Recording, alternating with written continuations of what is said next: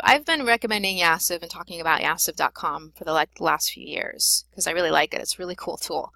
What it does is it gives you visual book information for when you're doing research for books. You can see what books are related to other books. You can look at titles, covers, description, and see what types of books people are buying. It's just a really cool tool because what it does is it gives you it visually instead of having it be such a linear thing. So I just want to show you here a quick example of this. So let's say you go here, and this is an earlier search I had, mandala coloring books for adults. And then it'll sort them by popularity, but what I really like here is you can see the visual, so you can see what is connected to what. Different books that are connected to other books.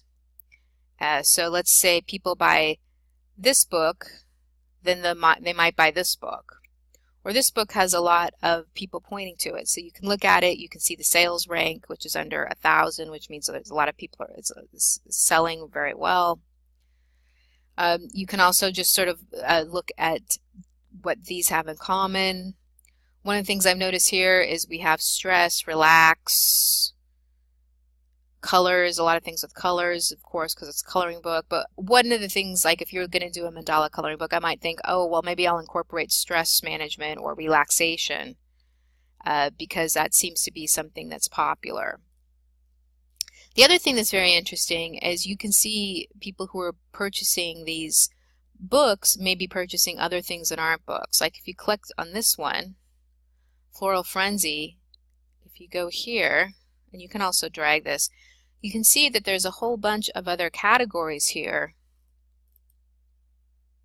where people, and I have a feeling this is mostly women because it's like skincare, where they're buying other things. So that kind of shows you that there's a real correlation here between relaxation and coloring. So that goes sort of what I was saying just a minute ago about how if I were doing a mandala book, I would probably really try to incorporate relaxation and, you know, taking time for yourself and things like that. The other thing you can see is you can also see thumbnails of covers. So kind of different ones is these white ones with the designs seem to be very popular, but also I'm seeing these black covers as well are somewhat popular too. And then there's some that have like the yellow backgrounds, but they mostly seem to be white backgrounds with a few black backgrounds. So that might help me as well, sort of think about the types of covers that are doing well too. So you can spend a lot of time on here because there's just so much of different things you can look at. And when you do click on one of these, it pulls up the book on info on Amazon. It shows you keywords and categories. So you can see what categories and keywords it's coming under. And then you can also see other types of books people are purchasing as well. You can click on here and see reviews. So it's a really great tool for doing niche research and also specific book research. Highly recommend it if you haven't tried it out yet. It's addictive.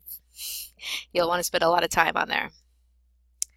And last tool I want to recommend is Screencast-O-Matic. Now you might have screen recorder tools, but what I found is they're either sort of overly complicated like Camtasia, or they're just sort of basic like the ones you have on your computer maybe that came with it.